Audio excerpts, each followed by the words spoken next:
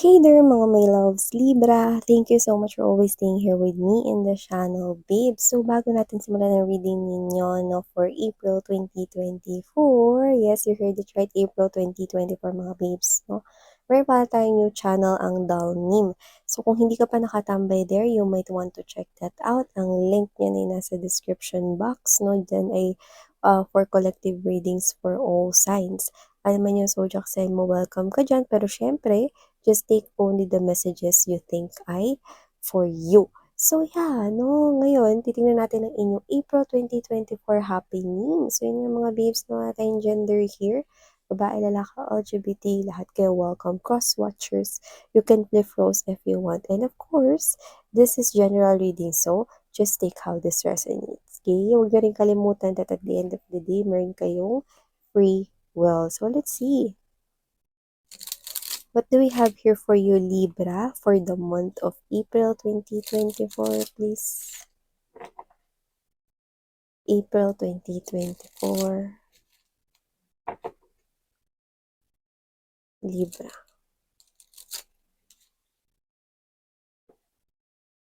Spirits and angel guides, Archangel Michael, thank you so much. This reading is for Libra. Can you please show me what do we have here for Libra, please?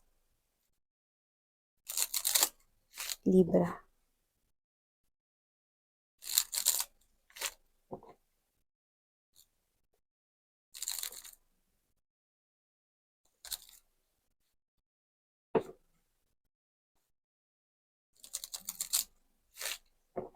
Okay, so let's go ahead and check this out. Ilatag muna natin lahat, Libra, na bago natin i-read ang mga messages here for you guys. You have here the Five of Cups, Seven of Swords, Three of Cups. Someone here did play games with you in the past. Well, pinagsisisihan niya na yun. Nagsinungaling rin siya. So, posibleng player type of energy at hindi malabong third-parting tao ang naging involved sa sitwasyon na to. Ngayon, gusto niyo ng reconciliation sa inyong dalawa. Pero mukhang malabo na yung mangyari.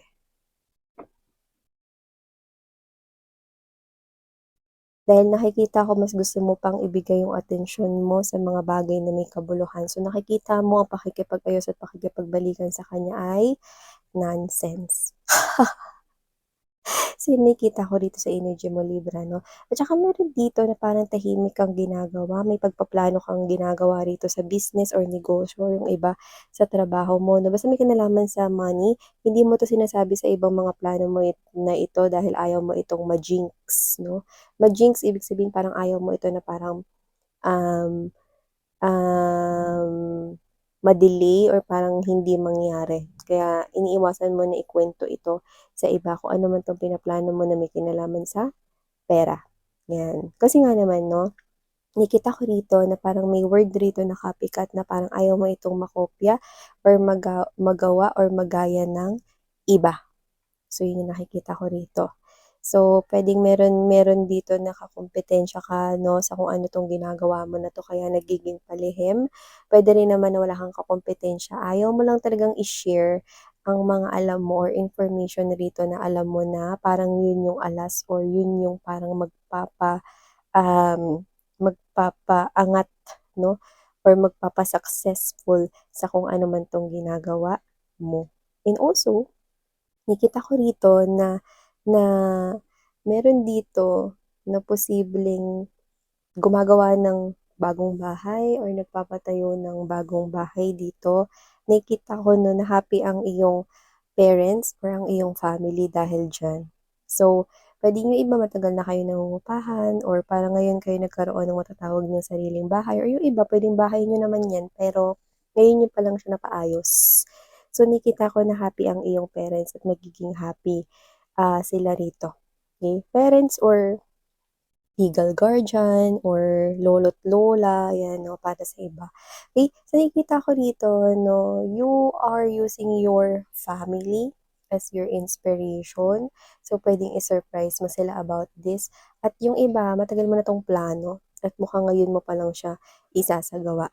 Okay? Kasi I think 'no, meron ka na ngayon parang nakumpleto, parang may nakita tayong gano'n, eh, parang nakumpleto mo na yung ipon mo or may na-reach ka na something here na parang yun yung naging sign mo para ituloy na 'tong pagpapatayo or pagpapagawa or pagpapaayos ng bahay niyo or tinitirhan. Basta may kinalaman na dito yung pamilya mo, parang hindi lang ikaw yung nag-iisa diyan 'no, parang hindi lang ikaw yung magbe-benefit diyan 'no. Nakikita kong kasama or involved dito ang family mo. So, nakikita ko rin dito mga babes 'no, na medyo may pagkatahimik ka, okey? Hindi dahil sa hindi ka madaldal or hindi dahil introvert ka 'no, or hindi ka gano'n ka-social with other people, pero nakikita ko dito na yung pagiging tahimik mo 'no is, mas nagiging observant ka. Mas pinapakiramdaman mo yung mga taong naka-connect mo or pinapakiramdaman mo yung sitwasyon bago ka gumawa ng aksyon, okey, or desisyon, gano'n kita nakikita dito. So, nakikita ko na dahil diyan sa katangian mo na 'yan 'no, parang nagkakaroon rito ng pagbabago 'no, na naka-align sa gusto mo ritong mangyari sa life mo, which is very good 'no. May mga oras talaga na kailangan nating tumahimik 'no at mas mag-observe sa paligid at sitwasyon 'no kaysa, magsalita 'no, bago gumawa, okey? So, mas maganda na inoobserbahan natin yung situation, mas maganda na inoobserbahan natin 'no yung mga nangyayari 'no, kasi nakatutulong yun sa atin. Parang yun yung isa sa parang ginagawa mo or recently mo na na-realize na parang hindi lahat kinukuwento sa iba, hindi lahat ino-open sa iba, ganyan. So, puwede rin meron ka ng experience about that 'no, na parang may pinag-openan ka rito tapos ang nangyari puwedeng sinabi niya rin sa iba or parang, basta parang, hindi naging maganda yung nangyari nun dahil nag-open ka 'no. So, ikaw 'to na parang ngayon kinikip mo na lang sa sarili mo, eh, lahat. Ng gusto mo ditong itago. Hindi lang tungkol sa money kundi pati sa yung personal or private life. So, aside from that Libra, nakikita ko rito, yun nga yung nabanggit ko kanina nung umpisa pa lang habang nilalatag ko yung mga energies 'no, nagpakita na agad sa'tin dito yung ex mo. Ex mo na 'to kasi gusto niya rito na ibalik yung oras, eh, 'no, parang Gary Valenciano lang 'no, sana maulit muli daw 'no, ang yung mga oras na kasama mo siya 'no. So, nakikita ko rito na hindi ko alam kung sino 'to pero lumabas sa kanya yung Seven of Swords, Five of Swords 'no, lumabas na rin dito mga babes 'no, yung Two of Swords sa kanya 'no, at nakakaloka. Alam ba kung anong mga ibig sabihin nun? Lumalabas dito na nagawa niya rito yung mga kasalanan na lahat yun nagawa niya. Pagsisinungaling, hindi pagsasabi ng totoo sa'yo. Eh, pinaglaruan niya rito 'no, ang inyong koneksyon at puwedeng alam mo yon 'no, nagpasok siya rito ng isang third party na sitwasyon which is tao yun, another person, someone else 'no, at puwedeng pinaglaruan niya rito ang feelings mo at puwedeng hindi niya rito basta nagsinungaling siya at hindi niya sinabi ang totoo. Parang piniikot-ikot at pinaligoy-ligoy ka pa niya kahit na ramdam mo na 'no, na parang may ginagawa siya ritong kakaiba or hindi tama. So, this person here now regrets that. Why? Kasi ngayon mga babes 'no, na parang ino-offer niya sa'yo na bumalik ka sa kanya, ayaw mo na. Tinatanggihan mo na. With the presence of Four of Cups energy, ikaw ito na mas gugustuhin ko na lang kumunik sa bago, mas gusto ko pang kilalanin yung bago, mas gusto kong mag-move forward sa bago at mas pag-iisipan ko pa na mas tumagal na makipag-connect sa bago kaysa bumalik ako sa kanya miss yan, okey naiintindihan kita. So, nakikita ko rito na mukhang nakapagdesisyon ka na at yung iba, nakikita kong naka-connect na kayo sa bago. Yung iba puwedeng makaka-connect niyo pa lang itong bago na 'to, so lumalabas yung bago bilang, may ibubuga pagdating sa larangan ng pera. So, puwedeng magaling siyang mag-handle ng money, okey? Like, alam niya kung ano yung dapat na, i-prioritize na bilhin at hindi muna bilhin.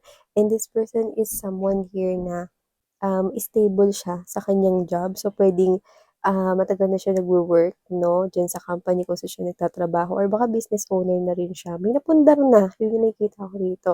So, yung iba puwedeng mas matured sa inyo 'to by age, Libra, but doesn't have to be. Pero nakikita ko na kayang i-handle ang mature roles, 'yan 'no. Wala tayo sa pelikula. Ang ibig ko sabihin sa kayang i-handle ang mature roles, ay kaya niya ritong gumawa ng mga desisyon 'no, na hindi yung pangbata, hindi yung pang-teenager 'no, hindi yung mga putyu-putyung desisyon, kundi yung mga desisyon na talagang makikinabang hindi lang siya, kundi ikaw, lahat 'no, ano man 'to. So, napaka-matured mag-isip nitong individual na 'to, 'yan. Pero hindi ibig sabihin na porket matured siya mag-isip, eh, wala ng fun kapag, magkasama kayo 'no or whatever, okey? This person here is someone na alam niya, eh, okey, kung paano lalo na 'pag naging komportable siya sa isang person, alam niya kung paano yung kulitin alam niya kung paano yung mapapasaya, mapapatawa, mga ganyan. So, this person here is someone na yung iba puwedeng yes, introvert sila 'no or puwedeng sila 'to na ano, um, komportable na mag-open kapag dun lang sa mga komportable silang kasama or mga ka-close lang nila, 'yan. So, nakikita ko rin siya as someone who is faithful, yun naman din yung gusto mo sa isang ka-connect at nakikita ko na nabibigyan mo ito ng chance 'no. I-entertainin mo. Nakikita ko na hindi mo siya agad sasagutin kahit na ramdam mo na agad na yun yung ini-embodies niya na mga katangian kasi gusto mong pantingnan at kilalanin pa siya more. Yung iba, puwedeng tapos na ito 'no at ngayon ay kayo na. So, nakikita ko na nakikita mo na tama yung desisyon mo na i-entertain at patuloyin siya sa buhay mo. Why? Kasi lumalabas siya bilang Nine of Cups energy. Wish fulfillment when it comes to your love life 'no. Ngayon, kung magka-connect na kayo nakikita mo na siya ay isang God-given gift. Ang taray 'no, ang taray nung God-given gift 'no. So, nakikita ko rito na siya yung gusto mong ilaban kaysa ilaban mo ang nakaraan, 'yan. So, nakikita ko rin dito na aside from that, okey, nakikita ko na ngayon, meron ka ditong parang pinoprotektahan or inaalagaan. I don't know kung yun ba ay reputation, designation, or posisyon diyan sa kumpanya or diyan sa binegosyo mo 'no. Pinoprotektahan mo rito 'no ang ang posisyon mo or yung business mo, parang ikaw 'to na ang ibig ko sabihin dun pinapaganda mo. Binibigay mo yung best mo. Kung negosyo 'yan, gumagawa ka pa rito ng ibang paraan para maka-attract pa ng more na buyers or consumers 'no, or more na target na mga, mamimili, 'yan 'no, or tatangkilik dito ng products na sine-sell mo or services.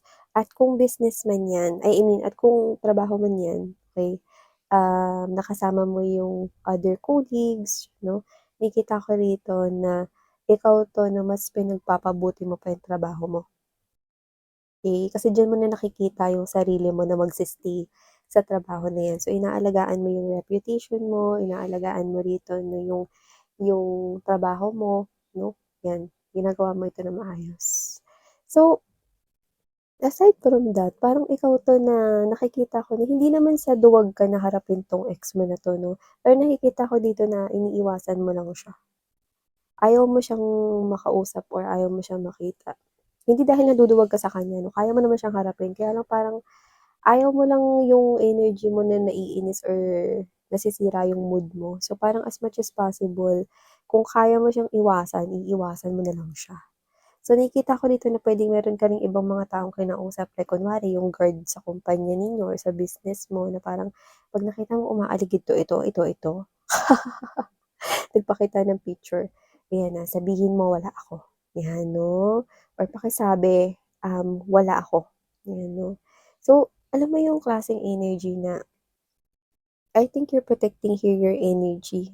Kasi ayaw mo magalit, ayaw mong mainis, ayaw mo rito yung mabuwisit kasi yun ay mga negative energies na hindi makatutulong sa iyo.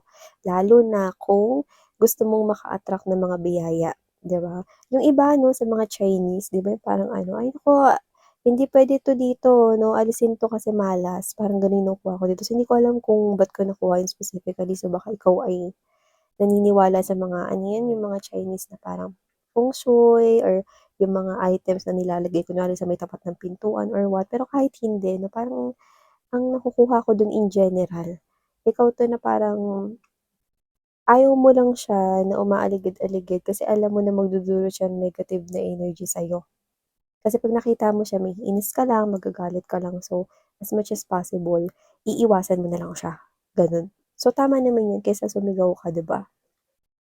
So, nakikita ko rito 'no, na aside from that informations about your ex and your new love life, I'm seeing here na meron ka ritong pagbabagong gagawin 'no, pero hindi ka makagawa ng desisyon anong klaseng pagbabago 'yun, okey? Kasi kung ano man 'yun, puwede may kinalaman 'yun sa personal mong buhay.